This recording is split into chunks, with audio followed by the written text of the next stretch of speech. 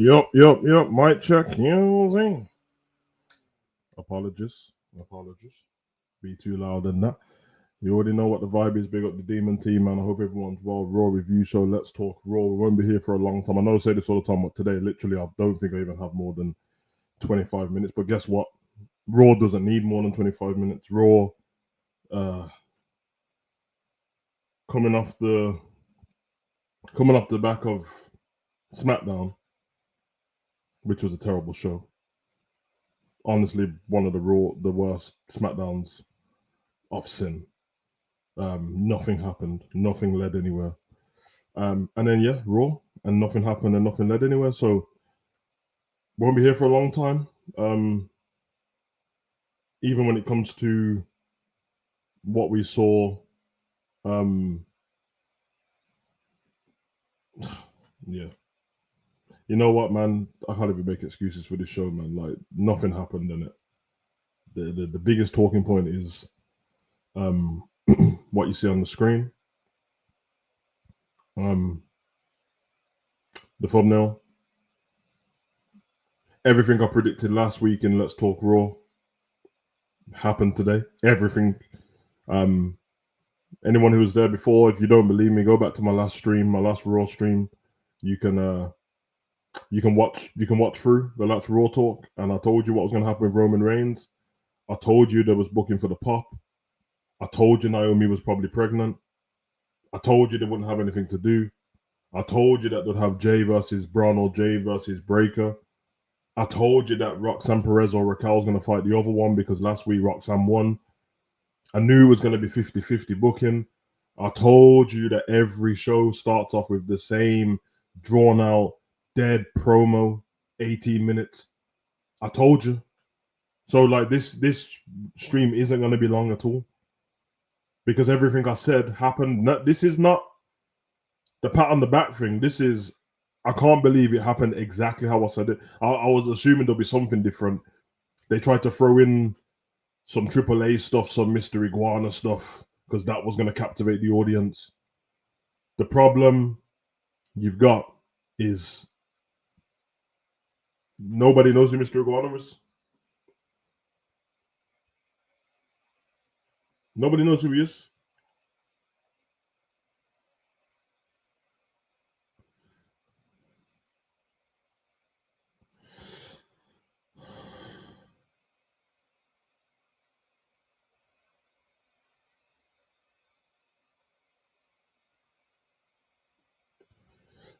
Sorry about this. Let me just finish this message quickly.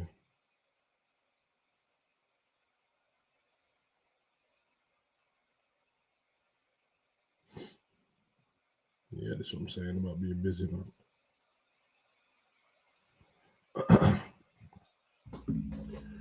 So we get to it.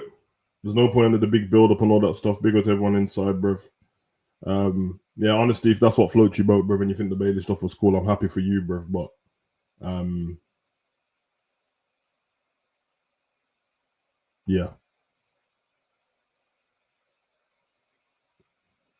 it's a shambles. Bailey had voice in her head. I'm supposed to be impressed by it. You know what I mean? All right, let's get to this. What's the day on the 18th? I'll be honest, guys. Like, I literally put the stream together because of you lot in it, because I said that I would do the next one and that. But now I can just go from now and go, yeah, this is trash, but we might need a pre-record until the show's good. Because the next show is the go home show for Clash in Paris, which is the one what's in my home. It's in my city. It's probably going to be trash too. So, kicked off the show with Paul Heyman. The usual stuff. Paul Heyman, 80-minute promo last week. Paul Heyman and Seth, 80-minute promo. This promo, they're in Philadelphia, so obviously Paul Heyman was going to use that to get over ECW, which is, started 30 plus years ago. And apart from the ECW, that crossover, what happened in the WWE with RVD and Night of Champions and all that kind of stuff. Apart from all of that kind of stuff, most of the people who are cheering, all the people yeeting and stuff like that, they don't know about ECW. They don't care about ECW. I'm not even being disrespectful. This is not me talking about what I care about. These people don't care about Tommy Dreamer, Sandman, RV. They don't care. They do not care. And he spent the whole time doing all of that business. And then we had Seth on the mic. Jay came out and Seth was telling Bron Breakker that Jay don't respect him and Jay thinks he's better than you. Jay thinks his family's better than your family. Jay thinks he can bench press more than you. Jay thinks that he's a better wrestler than you. And I'm just like, first of all, I don't even know why you brought Jay thinks he's a better bench presser. Now, I literally saw a video of Bron Breakker spotting Jay on the bench press. Clearly, Bron's stronger than him. It doesn't make any sense. But I'll tell you what sense they made of it. This is how the wrestling bubble works. This is how we're going to get to the main event of the show. Because what we had last week, this is how we're going to get to the main event of the show this week. That's literally what their thinking is. That's literally what their thinking is. It's a shambles. And obviously that led to a show. Because if you get they were talking about ECW, so you know what I mean, tonight, Extreme Rules, Jay accepts, we move on to there. Absolute terrible. Yeah, Morris, bro, listen, I've never been so happy to not buy a ticket, bro. Like, I really don't care. I said before, if there's last minute tickets and they're like cheap, I might pay it and go for the spectacle. But these ticket prices, what they dropped, it's not worth my time, bro. It doesn't matter how close it is to my house, bro. I'd pay for a good show on Raw in London. I'd pay for a good show on Raw in Scotland. So it being in close proximity to me doesn't even make. In fact, it makes it worse. It makes it worse that it's so close to me, and all this is happening. It's bollocks. But hey, I digress. What do you want me to do about it? Yeah, honestly, when they said the stuff about Tommy, nobody cares, bro. Nobody cares. And yeah, Morris, I'll do a watch along because then I don't have to do the Raw review the day after, isn't it? As long as I've got the time, as long as Liverpool's not playing, I'll do that. But yeah, brother. The rest of the show is going to be very easy to slip through. So we get through there. I'm just reading off my notes. We're going to the first match, Io Sky versus Raquel Rodriguez. Why? Because last week we had Io Sky versus Roxanne Perez. I told you guys the method already. Whoever wins that match, they'll fight the tag team partner the next week and win the match. Why? 50-50 booking, because then they can carry over to the next couple of things. Yeah? So, all of that business.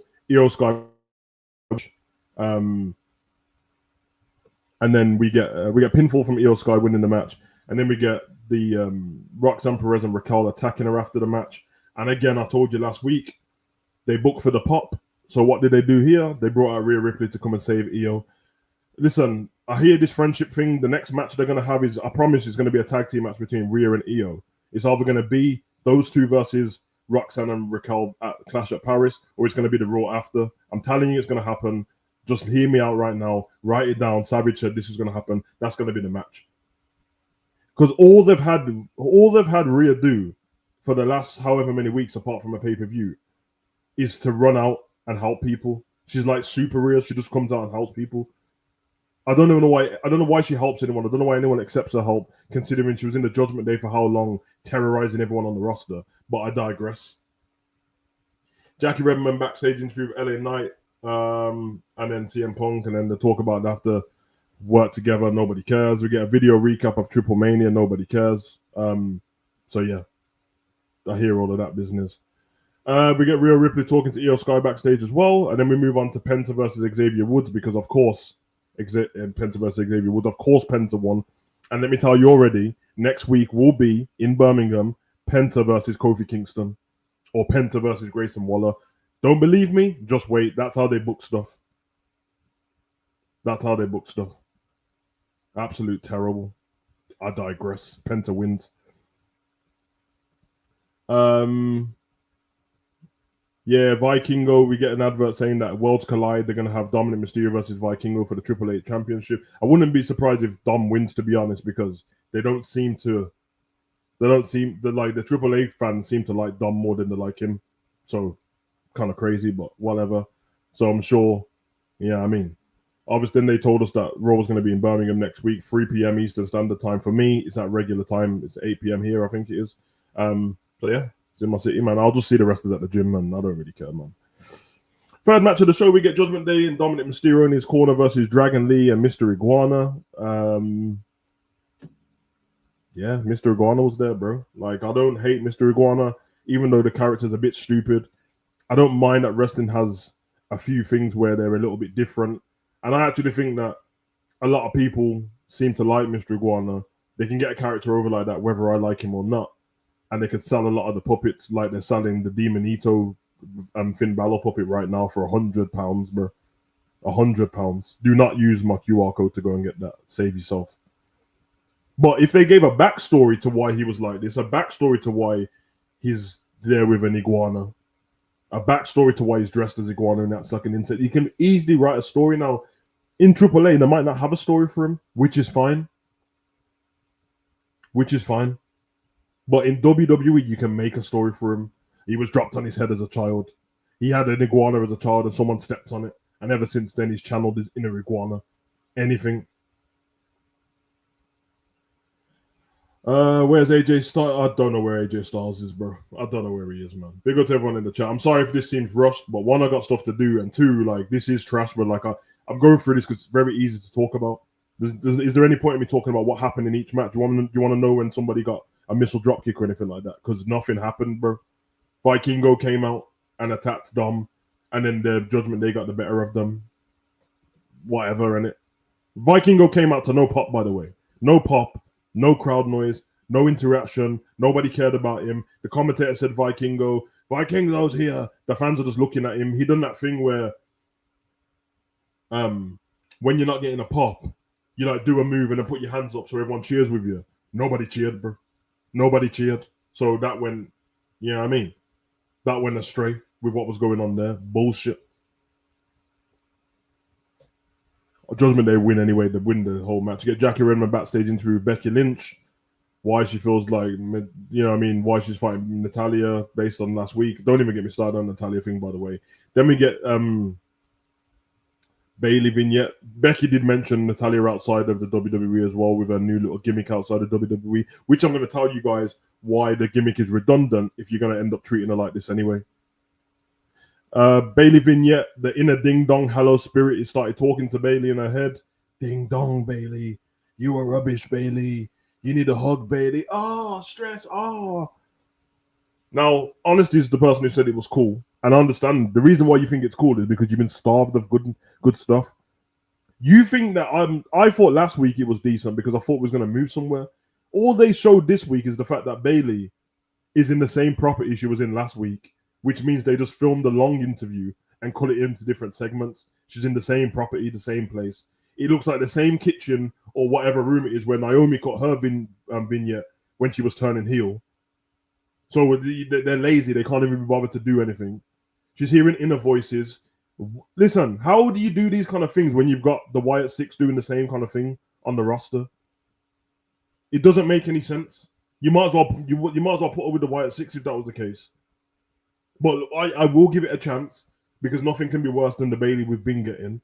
I don't understand if she's going to turn heel. I don't understand if she's going to turn back to a hugger. Maybe she's going to go through all of the personalities of Bailey, what we've had, even though it's not that many. Shave the back of her head Bailey. Ding dong Bailey. Role model Bailey. This Bailey, that Bailey. All that bullshit. All that bullshit. But yeah, I digress, man. We get the fourth match again. You guys might not want to admit it. You might not want to hear what I've got to say. I told you like this week. Someone in the chat told me I'm wrong, that I was wrong about this. I told you exactly, word for word, bar for bar, what was going to happen this week based on last week. I said to you guys, what you lot said to me, where's Nikki Bella? And I told you they kept Nikki Bella off the show so Becky, could fight Maxine Dupree. And then she attacked her after the match. And then I told you that Becky will fight Natalia the week after, which she has. And I told you they'll save the pop for Nikki to come out tonight. And guess what happened?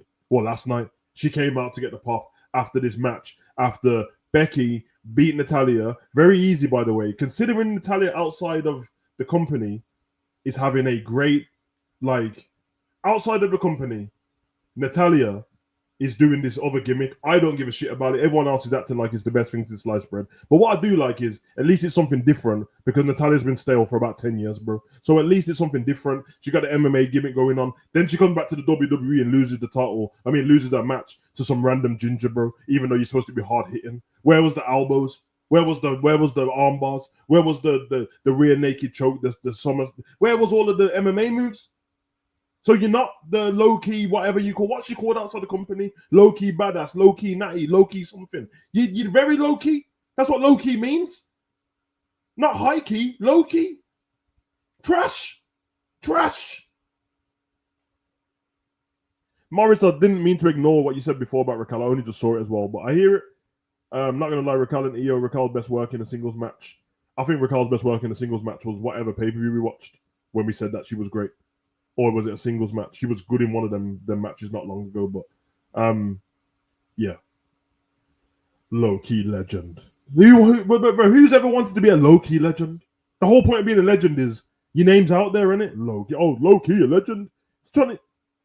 She lost, innit? Nikki comes out. You can look, but you can't touch. Something. Beat her up. Came out. Rakatat 2.0 in green with the 2.0 thing on her top. Yeah, Nikki, because we're gonna fight a Clash in Paris.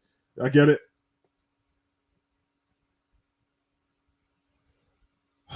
We get a video of we get the Naomi segment next, and we get a video of Naomi and Jimmy appearing on Stephanie What's Your Story. I watched this whole podcast, to be fair.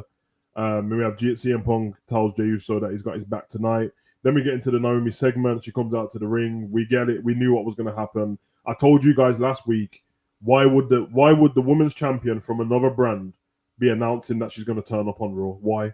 Why did they take her off the match? Why didn't she have a match? Why? I told you she's probably pregnant. And guess what? She's pregnant. Well done, Naomi. Congratulations. You're great. You're great. You're the best. You're one of the best heels in the company right now, if not the best one. Honestly, she's probably the best heel in the company right now. It's a shame that we're going to lose her for such a long time because it won't be 9 months. It will be 9 months and then about 8-9 months of the baby's life, and then if she chooses to get back in the ring, I'm just gonna say, like, we honestly might not see Naomi wrestle again. I know it sounds crazy, but I heard how she spoke in that podcast. I heard her talk about her body being beat up. She's gonna have a baby now for the first time. Jimmy's already got kids. I mean, I'm very happy for them. I'm not gonna be selfish about it, but she's doing her best work she's ever done, and we've only had about 4 or 5 months of it, and now it's over already. It's a shame. It's a shame. We're not gonna see her. And I feel like she's not been a mom before. She's been a stepmom. And once she gets the feeling of having her own kid, she might not want to go back to the ring. I'm hoping different, but she does have a great partner, a great family surrounding. They've got enough money. So hopefully we'll see her again. But now I could do the thing that I was going to do and moan about this thing with Naomi. Not because she came out and said she was pregnant and they announced it. I didn't like the way they announced it with the Stephanie thing, but whatever. That's fine. I just didn't like the fact that she went into, like, I get it because she's a lady, hormones, and I'm not even going to screw about this, but the way she finished the segment was so great. I wish she just stayed heel for the whole segment. Like, you don't need the adulation of these little nerds in the crowd. You deserve it. What do you mean you deserve it? Jimmy dropped the seed and you got pregnant? What do you mean? That's not our business. So for me, I would have loved if she continued the whole persona through the whole thing, instead of doing the crying gimmick and all that stuff, or do the crying thing and switch on the crowd. Now, she did switch on Adam Pearce once she relinquished the title, and she's like, I ain't giving this shit back. I loved all of that from Naomi. I thought it was great. I've relinquished the title before. I'm not giving this shit back this time. I love it. Amazing. I just wish that was like that for the whole thing, but at least she did that. She relinquished the title. She left, and she waved and stuff like that. I wish she just walked off. But it is what it is. They got to keep her safe. So anyone who's talking about they should have done some kind of thing to take her off screen, it wouldn't make sense with her character right now. You know what I'm saying? Like, because she could have attacked Stephanie, or we could have just saw Stephanie beat up somewhere because Naomi didn't want to fight Stephanie anyway. It'd be like, oh, she's been suspended, but people do worse than it, so that doesn't make sense. I'm worried about the title, but we'll do another video on that. I'm worried about it because then they're going to put a tournament on, another stinking tournament, and the final of that tournament, you've heard it here first, and I'm probably wrong, but I'm just going to guess I'm right, because obviously the title's on SmackDown, in it. But what they'll do is they'll have a draft before that. I won't be surprised if the final of that tournament is Rhea Ripley and Stephanie Vakia, bro. You heard it here first. And Rhea will win in Perth, blood. That's where the final's going to be. You've heard it here first, bro. The final of this show, whatever show is in Perth, that's where they're going to do the final. And Rhea's going to win. And then I ain't watching. Bill Alexander said, I'm going to Monday Night Raw. I know it would be good because it's in person, but I ain't had any enjoyment from. Yeah, Alexander, that's always the way. Raw will be enjoying. It will be enjoyable live. Of course, it will be. You'll get dark matches. You'll just be watching wrestling. Like, obviously, you don't go to wrestling events to see a story because a story when you're live comes up on a Titantron.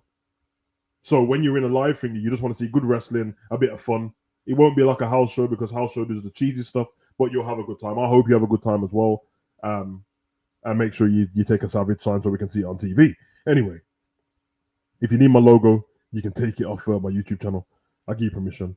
But yeah, Naomi's having a baby. She leaves. Next week on Monday Night Raw, Rhea Ripley will battle Roxanne Perez plus Kofi Kingston collide with Penta. Okay, I didn't even forgot I wrote that now. Becky Lynch, Cody Rhodes. We don't care about that. Judgment Day finds out Dominic Mysterio is having a secret conversation with Al Americano, which leaves Finn Balor complex. And then we're getting ready to leave the arena. Okay. Then we go on to the fifth and final match of the evening, the coup de grace, where you do the Extreme Rules match between Jey Uso and Bron Breakker. Honestly, I don't give a damn about this match. I'm fed up of seeing Jey Uso versus Bron and Bron. I'm fed up of it, bro. We've been seeing this before the vision was there. We've been seeing this before Jey was ever a champion. We've been seeing it before Bron Breakker was ever a champion. They've been doing this since Bron Breakker came to the main roster. They've been doing this. It stinks. It's diabolical, and I don't like it. But we move, and it is what it is. They have their match. The match is a decent match. It's decent. It's not great. You know what I mean? They start attacking because obviously there's no disqualification. Seth gets involved, LA Knight gets involved, CM Punk gets involved. People get beat up.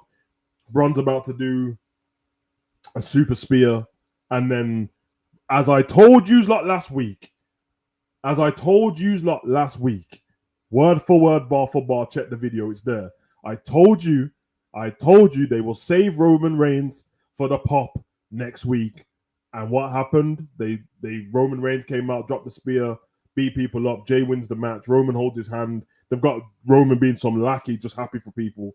And now we'll get the penultimate show in Birmingham next week, which will end in a brawl, by the way. So as you heard it here, everyone who's in that fatal four-way, they will brawl with each other at some point. See, at the moment, they're all happy. Oh, CM Punk, LA Knight, Seth, everyone's all happy apart from Seth. Seth, Jey, LA Knight, and CM Punk will end up scrapping each other. They will end up scrapping each other, bro. Roman and Bron Breakker will either end up scrapping each other or getting involved. It will end in the melee in Birmingham, the brawl in Birmingham, and then we'll go into Clash of Paris. I said what I said.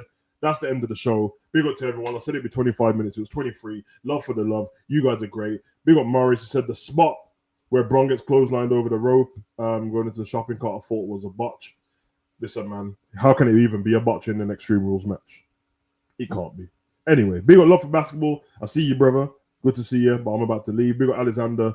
Big up Honesty. Everyone else who jumped in. Big up End as well. And Alexander, don't forget, man, make that sign, bro. I'm trying to see that on TV. You get me, bro. You know what I mean? Look at growth for the channel and that, bro. Love for the love, guys. I will do another video. I've got so much stuff to do today, but I've got a bit of time tomorrow because my son will be here with me. So I might drop a midday stream just so we can talk about some other stuff anyway. But yeah, he could have been in the video. Yeah, I know about Baron Corbin. Yeah, it's crazy. But yeah, man, love for the love. You guys have been great.